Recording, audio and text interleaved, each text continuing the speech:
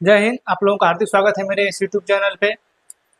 पीछे जो थंबनेल लगा उससे आपको पता चल गया होगा कि हमारे भारत का जो संविधान है वो जो है अ, हमारे जितने भी नियम कानून हमारे देश में बनते हैं उसमें संशोधन करने की शक्ति, उसे नया बनाने की शक्ति कौन देता है? हमारा संविधान देता है। और उसे संशोधित कौन करता है? हमारी संसद करती है। समझा रहा जी? तो पिछले वर्ष 2023 में, दिसंबर 2023 में हमारे देश के गृह मंत्री, जो वर्तमान में भी गृह मंत्री हैं, 18वीं लोकसभा जब निर्वाचित हुई है तो उसमें जो मंत्रिमंडल बना है उसमें भी एक गृह मंत्री बने हैं, अमित शाह जी। अमित शाह जी ने हमारे पिछली जितनी भी धाराएं थी, पिछले जितने भी धाराएं लगती थी, सब पे आपराधिक धाराएं थी, जिन लोगों पे धाराएं लगती थी उन धाराओं को जो है बदल दिया गया है। जो आईपीसी आप सुनते थे, इंडियन पीनल कोड, भारतीय दंड संहिता, उसे बदल दिया गया है। अब उसे बना दिया गया है भारतीय न्याय संहिता। क्या बना दिया गया है? भारतीय न्याय संहिता। यानी ब्रिटिश का जितना भी कानून था, ब्रिटिश के समय का जो बनाया गया था, जिसमें 511 धाराएं थी, 23 पार्ट थे, उसको जो है बदल दिया गया है। अब जो है भारतीय जो है न्याय संहिता बना दिया गया है। समझ में? तो उसी के बारे में जो है हम थोड़ा सा आपको बताएंगे। देखिए, इसमें लिखा है कि सरकार ने लाया नया कानून, गवर्नमेंट जो है नया कानून लाई है, नया लॉ लाई है। उसको जो है देखिए, द भारतीय न्याय संहिता 2023 क्या लाई है? भारतीय न्याय संहिता 2023 किसे रिप्लेस की है? आईपीसी को, Indian penal code. Indian penal code 1860 ये बना 2023 में, तो इसे रिप्लेस करके भारतीय न्याय संहिता को लाया गया है। हमारे देश के गृह मंत्रालय का कहना यह था कि ये जो है ये हमने भारत का बनाया है, जबकि ये जो बनाया है हमने, तो इसे जो ये ब्रिटिश के समय था, क्योंकि हम तो आज़ाद हुए 1947 के बाद ना, तो 1860 में ही बन गया था, यानी ब्रिटिश वाले ही बनाए थे, तो अपने हिसाब से बनाए थे। अब जो है हम अपने हिसाब से बनाएंगे और बेवजह लोगों को गिरफ्तार कराएंगे। समझ रहा है? तो आईपीसी, इंडियन पीनल कोड, इसे रिप्लेस कर दिया गया है। अब ला दिया गया है भारतीय न्याय संहिता। समझा गया? सभी आपराधिक धाराओं को बदला गया, मतलब जितने भी आपराधिक धाराएं थी। जैसे आपको लगता था कि 302 में मर्डर है, 307 में भी मर्डर करने की कोशिश है, तो ये जो सब था ना, ये सब बदल गया है। आप सबकी कुछ कुछ धाराओं के जो है अलग अलग, मतलब जैसे ये 1 2 3 वाला है, ये जो अंक है ना, ये चेंज हो गया है। समझ में आ रहा है? तो आगे आइए, देखिए ये बदला कैसे है। देखिए, ये है हमारे गृह मंत्री, ये हमारे भारत का संविधान है, ये हमारी नई संसद है, और ये पुरानी संसद है गोल वाली, जो ब्रिटिशों ने बनाई थी। हमने जैसे इसमें परिवर्तन किया है, भारतीय न्याय संहिता लाया है, भारतीय दंड संहिता को छोड़ के, उसी तरह हमने पुरानी संसद छोड़ के हमने नई संसद बनाया है। समझ में आ रहा है? और उसके बाद देखिए, इस संसद की प्रस्तावना हमारे हैं, सॉरी, संविधान की क्या है? प्रस्तावना है। इस प्रस्तावना में हमारे देश के लोगों के लिए, उनको जो है आराम से सामाजिक, आर्थिक, राजनीतिक न्याय देने की बात हुई है, विचार, व्यक्ति विश्वास, धन उपासना की स्वतंत्रता देने की बात हुई है। तो इन सभी चीज़ों को देखते हुए हमारे देश में नियम और कानून बनाने का अधिकार हमारी संसद के पास है। सॉरी, होता क्या है, जो गृह मंत्रालय है, कानून जो बना है, कानून बनाने की शक्ति हमारे गृह मंत्रालय के पास है। ये वाला जो कानून है, यानी जितने भी हमारे देश में हमारे आंतरिक मामलों से संबंधित चीजें होंगी, उस पर कौन कानून बनाता है? गृह मंत्रालय। गृह मंत्रालय ने जो क्या किया, एक विधेयक पेश किया, भारतीय न्याय संहिता 2023, दिसंबर 2023 में एक विधेयक पेश किया, भारतीय न्याय संहिता, जो लोकसभा में 12 दिसंबर को पारित हो गया, और एक ही 2 दिन बाद फिर राज्यसभा से पारित हो गया। फिर 20 तारीख तक राष्ट्रपति जी ने उस पर हस्ताक्षर कर दिया था, तो 20 तारीख को ही हस्ताक्षरित हो गया था। तो जो भारतीय न्याय संहिता है वो पारित हो गया था, वो अधिनियम बन गया था 2023 में, लेकिन इम्प्लीमेंट नहीं हुआ था। तो इम्प्लीमेंट 2024 में हुआ है। देखिए, हमारे यहाँ जब कोई भी नियम और कानून बनाया जाता है तो इस भारतीय संविधान को देखते हुए बनाया जाता है। समझ रहा है? किसको देखते हुए? इस भारतीय संविधान को देखते हुए। यानी हमारे देश में एक फैक्ट्री के लिए कोई नियम कानून बने, एक स्कूल के लिए कोई नियम कानून बने, हमारे देश की सेनाओं के लिए कोई नियम कानून बने, हमारे नागरिकों के लिए कोई नियम कानून बने, हमारे जजों के लिए कोई नियम और कानून बने, शिक्षा के लिए कोई नियम और कानून बने, स्वास्थ्य के लिए कोई नियम कानून बने, जितने भी नियम और कानून बनेंगे इस भारतीय संविधान को देखते हुए बनेंगे। आपके लाइफ में जितनी भी दिनचर्या दिन प्रतिदिन हो रही है, कानून से संबंधित जो चीजें हो रही हैं, वो सब किसके अंतर्गत बनाई जाती हैं? इसी भारतीय संविधान के अंतर्गत बनाई जाती हैं। तो जो भारतीय न्याय संहिता बनाई गई है, इसी के अंतर्गत बनाई गई है। जो आईपीसी की धारा चलती थी वो इसी के अंतर्गत चलती थी। समझा गया?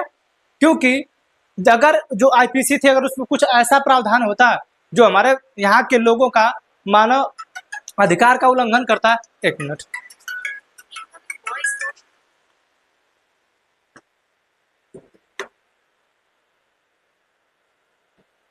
अगर मानव अधिकार का वो उल्लंघन करता तो वो वहां तक शून्य होता जहां तक वो लागू होता। हमने आपको आर्टिकल 13 पढ़ाया है संविधान में अपने, समझा रहा है चीज। तो कोई भी काम होगा इसी के अंतर्गत होगा, ये संविधान के।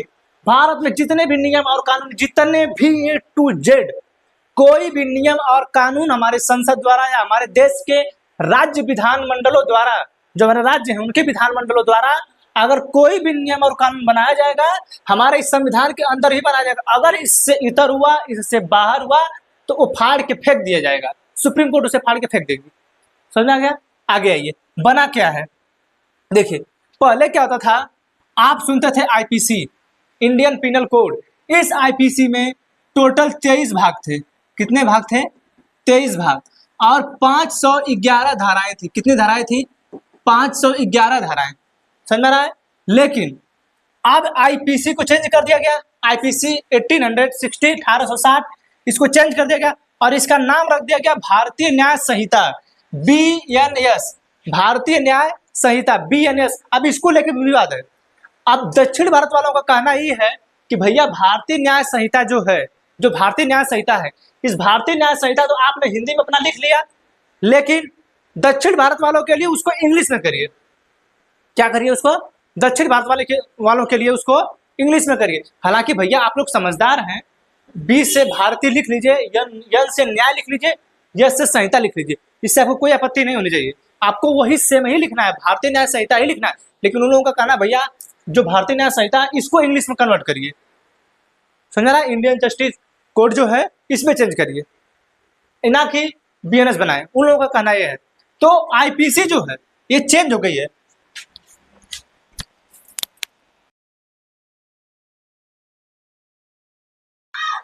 सॉरी, थोड़ा सा तबीयत खराब है। जो आईपीसी है पूरी तरीके से चेंज हो गई है। आईपीसी अब रहेगी ही नहीं। चेंज क्या करना है? रहेगी ही नहीं। आईपीसी को पूरा हटा दिया गया। नहीं, इसके जो 23 भाग हैं, 511 धाराएं, सबको हटा दिया गया है और ये लागू होगा 1 जुलाई 2024 से। 1 जुलाई 2024 से लागू होगा। ठीक है, तो इसको पूरा हटा दिया गया है। अब ला दिया गया भारतीय न्याय संहिता को, भारतीय न्याय संहिता को। अब इसमें क्या है? इसमें 20 भाग हैं। क्या है? 20 भाग है और 358 धाराएं हैं। कितनी है?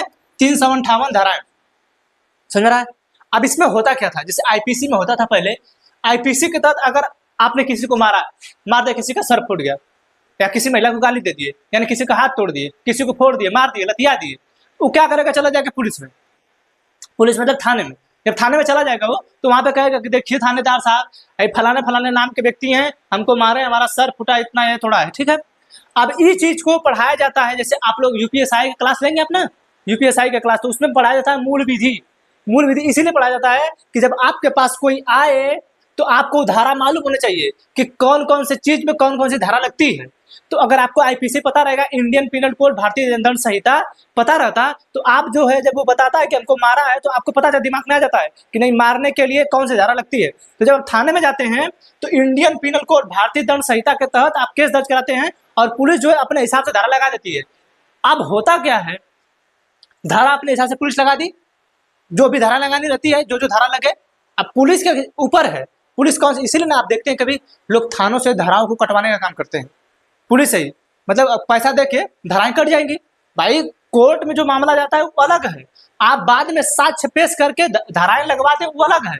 लेकिन वो आप अगर पुलिस से कटवा दिए धारा पुलिस लगा देती है किसी दूसरे करने पे, लेकिन अगर आप पावरफुल है और कटवा दिए तो आप धाराओं से कुछ बच जाएंगे। क्योंकि भाई जो कोर्ट है वो तो साक्ष्य मांगे ना, और जो विपक्ष का है अगर साक्ष्य पेश कर दिया तो आप पे धाराएं लग जाएंगी, साक्ष्य नहीं पेश कर पाए तो आप पे धाराएं नहीं लगेंगी, है ना। तो पुलिस जो है धाराओं को लिखती है, तो पुलिस उसी धारा के खिलाफ जो है आपको गिरफ्तार करती है, जिसे कहते हैं आईपीसी, इंडियन पिनल कोड, भारतीय दंड संहिता। समझा गया? उन्हीं धाराओं का जो है पुलिस जो धाराएं लिख के देती है, जैसे मान के चलिए किसी पर 302 लगा, 354 लगा, 147 लगा, 152 लगा, जो भी लगा, ठीक है, 352, 354 जो भी लगा, ये सब धाराएं एक कागज पे लिख दिया जाएगा। अब वो क्या करेगा, वो धारा जाएगा क्रिमिनल प्रोसीजर कोर्ट, यानी कोर्ट में जाएगा भारतीय, ये देखिए भारतीय नागरिक सुरक्षा संहिता, ठीक है। अब जो क्रिमिनल प्रोसीजर कोड यानी जो न्यायिक आपराधिक संहिता है, ठीक है, जहां पे न्याय किया जाता है जो अपराध में, वहां पे जब ये जाएगा सीआरपीसी, अभी कोर्ट में चलेगा, कोर्ट में चलेगा। अब कोर्ट जो है इस पर सुनवाई करेगा कि पुलिस वाले भैया जो आप धारा लगाए थे, क्या ये धारा सही है? अब कोर्ट इस पे कार्रवाई करेगी। जितनी धाराएं लगे हैं उन सभी धाराओं पर सुनवाई होगी। विपक्ष को बुलाया जाएगा, भैया आपने ऐसा ऐसा किया था कि नहीं किया था। जो सामने वाले लोग हैं, जो सीआरपीसी की सुनवाई चल रही है, अब इनसे पूछा जाएगा कि भैया कि ये बताइए कि जो आप काम किए हैं क्या वो सही है? अगर सही रहेगा तो सारी प्रक्रिया इसी कोर्ट में ही चलेगी, जो सीआरपीसी 1973 है, इसी की तहत तो चलेगी। समझा रहा चीज? पुलिस भले धारा कोई लगा दे, पुलिस की धाराओं को कटवाया जा सकता है, पुलिस अपने मन में कोई धारा लगा सकती है, लगा दो, हमारे पास साक्ष रहेगा। इसलिए तो जानते हैं कि आपका मांगा जाता है कि कैमरा का रिकॉर्डिंग दे दीजिए, कुछ दे दीजिए, जैसे पुलिस लिख के लेके चली गई। इसका मतलब थोड़ा कि पुलिस जो धारा लगा दी वो धारा पे लगा ही रहेगा, नहीं। आपके पास अगर साक्ष्य है तो आप उन पुलिस वालों को भी गलत करार साबित करा सकते हैं और उनको सस्पेंड तक करा सकते हैं। आपके पास है सकते हैं, बस आपके पास साक्ष्य होना चाहिए। तो पुलिस आपको आईपीसी के तहत गिरफ्तार करती है, केस लिख लेती है, लेकिन उसकी टोटल कार्रवाई सीआरपीसी के तहत चलती है। किसके तहत? सीआरपीसी, क्रिमिनल प्रोसीजर कोड, आपराधिक न्याय संहिता, इसके तहत चलती है, जो 1973 में आया था। इसको चेंज करके कर दिया गया है भारतीय नागरिक सुरक्षा संहिता। क्या कर दिया गया है? भारतीय नागरिक सुरक्षा संहिता कर दिया गया है, जिसे हम लोग कहते हैं BNSS। ये याद रखिएगा, यही शॉर्ट फॉर्म देगा, इसको पूरा नहीं लिखेगा। एग्जाम में पूछेगा वो लिखेगा BNS लिखेगा, ये सब लिखेगा, ठीक है ना? तो इसको थोड़ा ध्यान में रखिएगा। ये समझना है, आईपीसी के तहत पुलिस आपको गिरफ्तार करती है, जबकि सीआरपीसी के तहत आपको उन सभी धाराओं पे सुनवाई होती है कोर्ट में। कोर्ट को जो धाराएं लगाने होती है लगा देती है। अगर आपने अच्छा साक्ष्य पेश कर दिया तो सभी धाराएं पेश रहेंगी, अगर विपक्ष ने अच्छा साक्ष्य पेश कर दिया उसकी सभी धाराएं कट जाएंगी। समझा गया? तो इसको बदल के कर दिया गया भारतीय न्याय संहिता, इसको बदल के कर दिया गया भारतीय नागरिक सुरक्षा संहिता। एक और था इंडियन एविडेंस एक्ट 1872 में। भारतीय जो है सबूत अधिनियम जो होता है, भारतीय साक्ष्य अधिनियम, इसको बदल दिया गया है BSA, भारतीय साक्ष्य अधिनियम, इसका नाम कर दिया गया BSA। ये 2023 में, ये सभी जो है 2023 में पारित हो गए। अब ये जो है साक्ष्य मतलब आपके सबूत जो है, आप सबूत जो पेश करेंगे उसको जो है ये था Indian evidence act, IEA, Indian evidence act, इसे कर दिया गया है BSA, भारतीय साक्ष्य अधिनियम। क्या कर दिया गया है? भारतीय साक्ष्य अधिनियम। अब इसमें जो धाराएं लगना होगा, जो साक्ष्य होगा, अब ये सब मांगा जाएगा। समझा रहा? अब ये चीजें मैंने देखना है कि भैया आप तो ये सब परिवर्तन कर रहे हैं, तो क्या हमारा गृह मंत्रालय इस चीज को परिवर्तित किया है कि जिसको, जैसे हेमंत सोरेन को अभी ईडी ने गिरफ्तार किया था, पिछले 5 महीने से वो जेल में बंद थे, अभी वो छूट के आए हैं। तो हेमंत सोरेन जब छूट के आए हैं और जो है झारखंड जो हाई कोर्ट है उसने बोला है कि भैया इनके ऊपर कोई केस ही नहीं है, इनके ऊपर कोई केस नहीं है। हाँ, अब 5 महीने वो जेल में रहे हैं। तो एक मुख्यमंत्री, मतलब पूर्व मुख्यमंत्री जो थे, वो 5 महीने जेल में रहे हैं। आप सोचे कि उनके जो गरिमा उनकी क्षतिग्रस्त हुई कि नहीं? हाँ, उनकी जो गरिमा क्षतिग्रस्त हुई कि नहीं? उनके इमेज पे कोई गलत प्रभाव पड़ा कि नहीं, कि इन्होंने मनी लॉन्ड्रिंग या जमीनी वाले मामले में ये गिरफ्तार हुए थे? छवि खराब हुई कि नहीं उनकी? तो क्या हमारे देश के गृह मंत्रालय कुछ ऐसा नियम और कानून बनाया है जिसके तहत अगर कोई भी व्यक्ति जो गलत नहीं था लेकिन उसको भी जेल में सजा दी गई, उसके खिलाफ कोई प्रावधान किया गया कि नहीं? या उसके छूटने के बाद क्या उसको कोई ऐसा प्रावधान किया जाएगा? क्या उसको गवर्नमेंट जॉब दी जाएगी? ऐसा कुछ किया जाएगा कि नहीं? क्योंकि आप जिसे 4 साल जेल में रखे हैं, 6 महीना, 8 महीना, साल भर जेल में रखे हैं, किसी चीज की तैयारी कर रहा हो और वो गलत आपने फंसाया हो उसको, तो आप ऐसा कुछ करिए, ऐसा करना होगा और इस चीज में परिवर्तन जरूर करें, क्योंकि बहुत लोगों को गलत फंसाया जाता है। तो अगर आपने इन सबों को बदला है तो वहां भी बदलेगी, ठीक है? अब एक चीज और देखिए, अब ये तो परिवर्तन हो गया, इन सभी तीनों चीजों को छोड़ के इधर आ गए हम, समझा गया? इधर आ गए। अब क्या होगा? हमारे यहाँ एक है आर्टिकल 20। क्या है? आर्टिकल 20। अब इन सभी नियमों और कानूनों को लागू करने के लिए हमारे यहाँ के जजों को भी परेशान होना पड़ेगा, वकीलों को भी परेशान होना पड़ेगा, हमारे यहाँ के जो लोग उन सबों को परेशान तो होना ही पड़ेगा। क्योंकि आप सोचे कि एक संविधान जो है, संविधान की तरह इसमें देखिए 511 धाराएं थी, इतनी धाराएं वकीलों को पहले से याद थी। अब वकील जो है 358 नई धाराएं याद करे, नए भाग याद करे, नए चीजों को याद करे। समझा रहे हैं? अब देखिए, ये जो आप देख रहे हैं, ये आप जितने भी लोग, जैसे हमारे यहाँ आर्टिकल 20 कहता है कि सजा उस समय के प्रावधान के अनुसार ही होनी चाहिए, न कि आप कोई नया सजा दें या नया कोई कानून बनाएं। तो ये तो है भविष्य लक्ष्य विधि। एक होता है भूत लक्ष्य विधि, एक भविष्य लक्ष्य विधि। भूत लक्ष्य विधि होता है कि आप किसी को जो सजा सुना रहे हैं, पुराना वो नियम और कानून बना है, लेकिन भविष्य लक्ष्य जो विधि है, जो भविष्य के लिए बनाई गई है, आप उसके हिसाब से किसी को सजा, नियम और कानून नहीं बना सकते हैं, न उस हिसाब से कोई किसी को सजा आप दे सकते हैं जब तक वो इम्प्लीमेंट ना हो। तो यानी आज तक, यानी 1 जुलाई से पहले, यानी 30 जून तक अगर किसी भी व्यक्ति को 30 जून 2024 तक किसी भी व्यक्ति को अगर जेल में सजा होती है या कोई कारावास होता है या किसी को मारता, तोड़ता, फोड़ता है, तो उसकी सारी सुनवाई इस एक्ट के तहत होगी, इस एक्ट के तहत होगी। हमारे यहाँ यही कहता है कि भैया उसी एक्ट के तहत होगी, उसी नियम और कानून के हिसाब से होगी। अब 1 जून से जो कोई मारेगा, तोड़ेगा, फोड़ेगा, महिलाओं के साथ गलत व्यवहार करेगा, वो इसके तहत लागू होगा। समझा गया? इसके तहत लागू होगा। समझा गया ना? क्योंकि आर्टिकल 20 यही कहता है, और इसका उल्लंघन होगा, मूल अधिकार का उल्लंघन होगा, तो तुरंत सुप्रीम कोर्ट लोग भागेंगे। सुप्रीम कोर्ट भागेंगे तो भैया फिर इसको जो है रद्द करना पड़ जाएगा। समझ में आ रहा है कि नहीं? समझा गया? तो जो आर्टिकल 20 है, 30 जून 2024 से पहले, यानी 30 जून को लेकर ही, उससे पहले जितने भी मार काट पीट आपराधिक घटनाएं हुई होंगी, उन पर सारी जो सुनवाई होगी इसी आईपीसी, सीआरपीसी और इंडियन एविडेंस एक्ट के तहत होगा।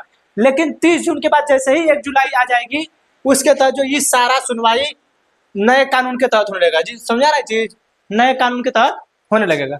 समझा क्या? आप देखिए कि दोनों जजों को ये भी लेके चलना है, ये भी लेके चलना है। 15 लाख ऑलरेडी केसेस पेंडिंग है कोर्ट में, हाई कोर्ट में, सुप्रीम कोर्ट में, इतनी केसेस पेंडिंग है। आप सोचिए कि इन पे सुनवाई करेगा कोर्ट कि इस पे सुनवाई करेगा। समझ आ रहा है चीज? देखिए बाकी क्या होता है। तो हमें आशा है कि आपको समझ में आया होगा। हमने आपको बताया कि कोई भी नियम और कानून पारित होता है तो हमारे इसी संविधान के अंतर्गत पारित होता है, लेकिन वह किसी भी मूल अधिकार का उल्लंघन करता हुआ पाया जाता है तो वह विधि वहां तक सुननी होगी जहां तक वह लागू होगी। समझ आ रहा है? देखिए ये जो है आईपीसी है, इसको जो है रिप्लेस करके भारतीय न्याय संहिता बना दिया गया। हमने आपको बता भी दिया किसको किसको रिप्लेस किया गया। 3 चीजों को रिप्लेस करके, इन तीनों को रिप्लेस करके ये ला दिया गया है। अब आपका काम है कि सीआरपीसी को, आईपीसी को देख के भारतीय न्याय संहिता, सीआरपीसी को देख के भारतीय नागरिक सुरक्षा संहिता, इंडियन एविडेंस एक्ट को देखते भारतीय साक्ष्य अधिनियम। अब इन सभी चीजों को जाकर देख लीजिए कौन कौन सी धाराएं किसमें दिया है। ठीक है ना? तो हमें आशा है कि आपको समझ आया होगा। अब ये लोग का कहना ये है भैया हम जो है अंग्रेजों का हटा रहे हैं, हटा लीजिए, हमें मालूम है जन्नत की हकीकत मगर दिल को खुश रखने का गालिब ख्याल अच्छा है। समझा रहे हैं? हमें मालूम है जन्नत की हकीकत मगर दिल को खुश रखने का गालिब ख्याल अच्छा है। तो हम लोग दिल को खुश रख रहे हैं, हमें मालूम है कि क्या कर रहे हैं परिवर्तन करके। बताइए कितना परेशानी जजों, वकीलों को, लोगों को होगी, क्योंकि किसी के लिए कुछ इतना अलग करना है, किसी के लिए कुछ अलग इतना करना, कहाँ से सुनवाई कोर्ट करेगा। समझा क्या? तो हमें आशा है कि आपको समझाया होगा। मिलेंगे क्लास में किसी अन्य टॉपिक के साथ, तब तक के लिए जय हिंद।